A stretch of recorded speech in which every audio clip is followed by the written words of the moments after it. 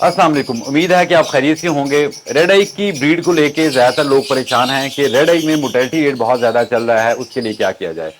तो एक बात देख लें कि रेड आई जो है ये एक वीक ब्लड लाइन बर्ड है।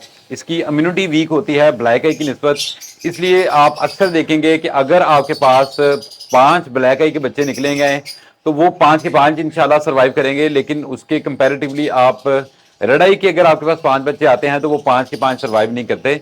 अगर तो आप देख रहे हैं कि आपके जो 5 रेड आई के बच्चे निकल रहे हैं उसमें से कोई एक बच्चा एक्सपायर हो रहा है तो ये नॉर्मल है, क्योंकि एक आध बच्चा एक्सपायर होना रेड आई में स्पेशली ये नॉर्मल है। आप फिर भी खुदा का शुक्र अदा करें कि आपके पास जो 4 बच्चे हैं वो सर्वाइव कर रहे हैं।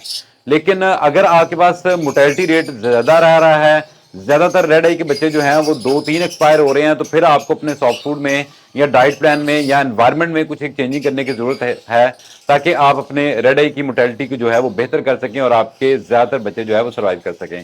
तो मैं जो पिछले सालों से दे रहा था वो यही होता था कि सुबह सुबह जो बर्ड को सॉफ्ट फूड देना होता था उसमें दालें, अंडे, ब्रेड और मुख्तलिफ किस्म के मल्टीविटामिन और प्रोबायोटिक और सारी चीज़ों का एक मिक्सर बना के मैं अपने बर्ड को दे रहा था। लेकिन इस साल मैंने थोड़ा सा चेंज किया है और उससे अल्हम्दुलिल्लाह मेरा रेड आई का जो सर्वाइवल है उसमें भी बेहतरी हुई है। तो अभी जो फिलहाल मेरी रूटीन चल रही है उसमें मैं सिर्फ अंडा और ब्रेड ये 2 चीज़ें दे रहा हूँ। इसके अलावा कोई तीसरी चीज़ जो है वो नहीं दे रहा। तो जैसे ही मुझे पता चलता है कि इस बॉक्स में जो है वो हैचिंग शुरू होने वाली है स्पेशली रेड आई की, तो उसको जो सॉफ्ट फूड जो पहले 15-20 दिन में दे रहा हूँ वो सिर्फ मैं एग ब्रेड दे रहा हूँ। तो एग ब्रेड का देने का ये तरीका है कि पहले तो पिछले सालों से यही होता था कि ब्रेड उसमें ज्यादा होती थी और अंडे उसमें जो है वो कम होते थे। लेकिन अगर ब्रेड को आप देखें तो उसमें सिर्फ फैट है, उसके अलावा ब्रेड में कोई ऐसी चीज नहीं है कि जो जिसकी वजह से हम अपने बर्ड को दें।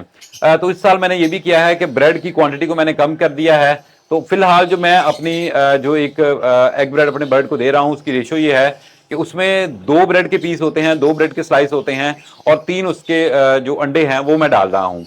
तो वो मैं मिक्स करके अपने बर्ड को दे रहा हूँ। इसके अलावा इसके ऊपर मैं मजीद कोई मल्टीविटामिन या कैल्शियम या कोई भी ऐसी चीज जो है वो बच्चों को नहीं दे रहा, स्पेशली जो 15 से 20 दिन है पहले।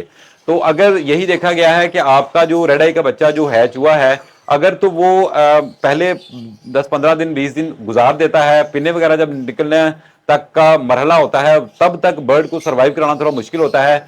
जब बर्ड की पिन्ने वगैरह निकल आती हैं तो बर्ड अपना आप संभाल लेता है और उसके बाद उसके सर्वाइवल का जो परसेंटेज है वो ज्यादा बढ़ जाती है और उसमें मोर्टेलिटी रेट कम होती है। तो ज्यादातर यही देखा गया है कि जो रेड आई का बच्चा है ये जो हैवी डाइट्स हैं जो हम दालें वगैरह देते हैं इनको डाइजेस्ट करने में इसको प्रॉब्लम होती है। तो ये जो दालें वगैरह है ये मैं अपने बर्ड को बिल्कुल भी नहीं दे रहा, क्योंकि ये डाइजेशन में ज्यादा प्रॉब्लम करती हैं।